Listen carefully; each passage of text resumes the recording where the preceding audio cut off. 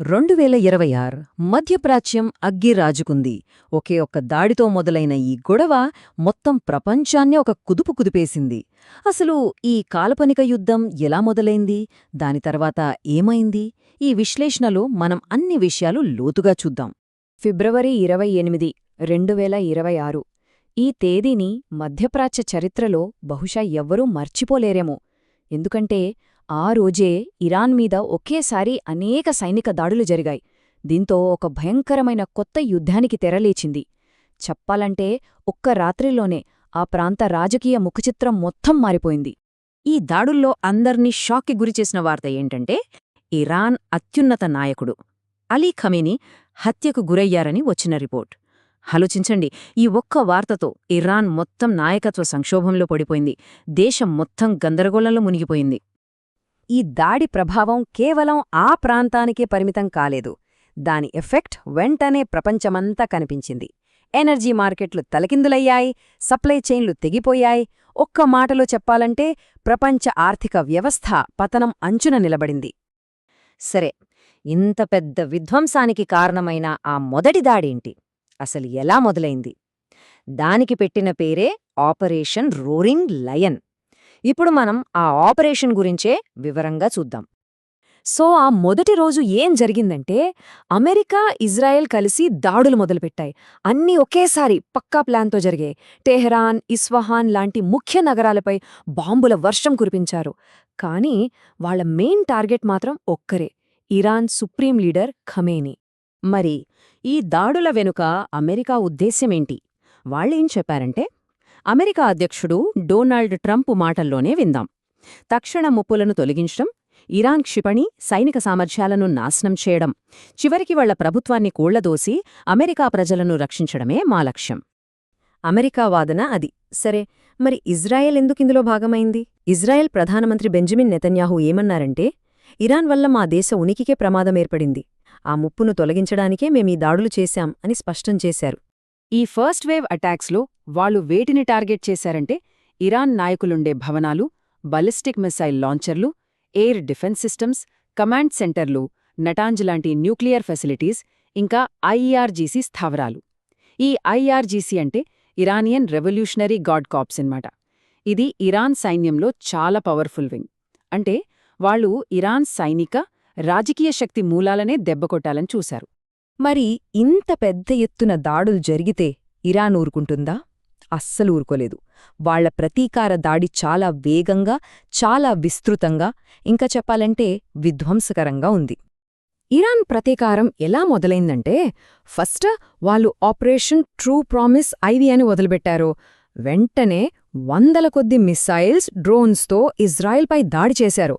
అంతేకాదు, గల్ఫ్ దేశాల్లో ఉన్న అమెరికా బేసులను కూడా టార్గెట్ చేశారు. ఇక ఆ తర్వాత హిజ్బుల్లా కూడా రంగంలోకి దిగడంతో ఈ యుద్ధం ఇరాన్ సరిహద్దులు దాటి మరింత పెద్దదైపోయింది.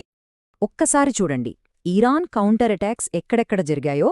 Israel, Kuwait, UAE, Bahrain, Qatar, Saudi Arabia, Iraq, Jordan, చివరికి సైప్రస్లోని బ్రిటిష్ బేస్పై కూడా దాడులు జరిగాయి.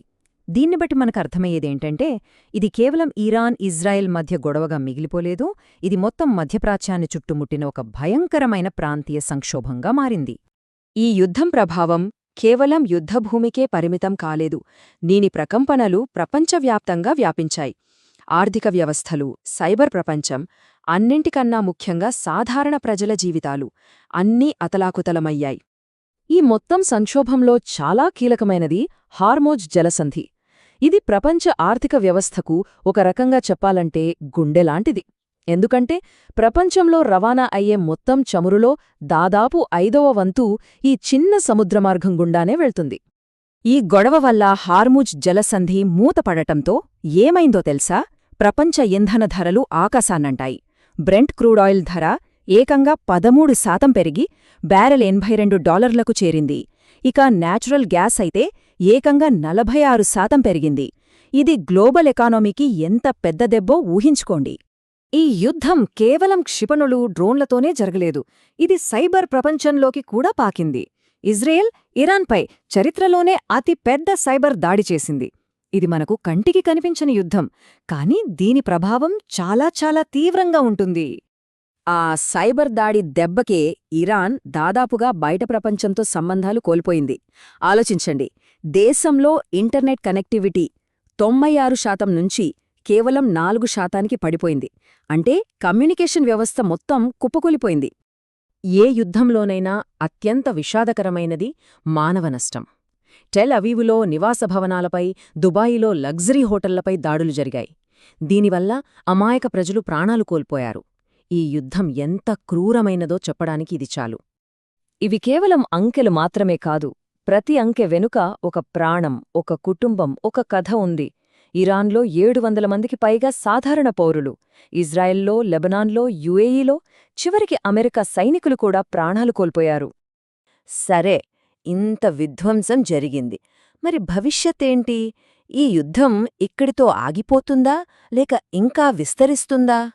దురదృష్టవశాత్తు ఈ గొడవ ఆగే సూచనలేమీ కల్పించడం లేదు. రెండు వైపుల దాడులు కొనసాగుతూనే ఉన్నాయి. ఒకవైపు అమెరికా, ఇజ్రాయెల్, ఇరాన్ అణుకేంద్రాలను టార్గెట్ చేస్తుంటే, మరోవైపు ఇరాన్, దాని మిత్రపక్షాలు గల్ఫ్ దేశాల మీద దాడులు చేస్తున్నాయి. ఇదొక విషవలయంలా తయారైంది. ఈ యుద్ధం మరింత పెద్దదవుతూ కొత్త దేశాలను కూడా ఇందులోకి లాగుతోంది. తమ ఎయిర్పోర్ట్లపై దాడులు జరిగాయని ఖతార్ కూడా ఇరాన్పై ప్రతీకార దాడులు మొదలుపెట్టింది. దీంతో పరిస్థితి మరింత సంక్లిష్టంగా మారింది. సో, అస్సలు ప్రశ్న ఇదే. చాలా దేశాలు ఇప్పుడు నేరుగా యుద్ధంలో పాలు పంచుకుంటున్నాయి. ప్రపంచ సప్లై చైన్లు దెబ్బతిన్నాయి. ఇలాంటి టైంలో ఈ పెరుగుతున్న సంక్షోభానికి ఒక ముగింపు అనేది ఎలా ఉంటుంది? ప్రపంచం ఒక ప్రమాదకరమైన అంచున నిలబడి ఉంది. మనం చర్చిస్తున్నది ఒక కాల్పనిక సంఘర్షణే అయినా, ఇది నిజ జీవితంలో జరిగితే దాని పర్యవసానాలు ఊహకు కూడా అందని విధంగా ఉంటాయి. దీనికి తేలికైన సమాధానాలు లేవు, కానీ దీని గురించి ఆలోచించాల్సిన అవసరం మాత్రం మనందరికీ ఉంది.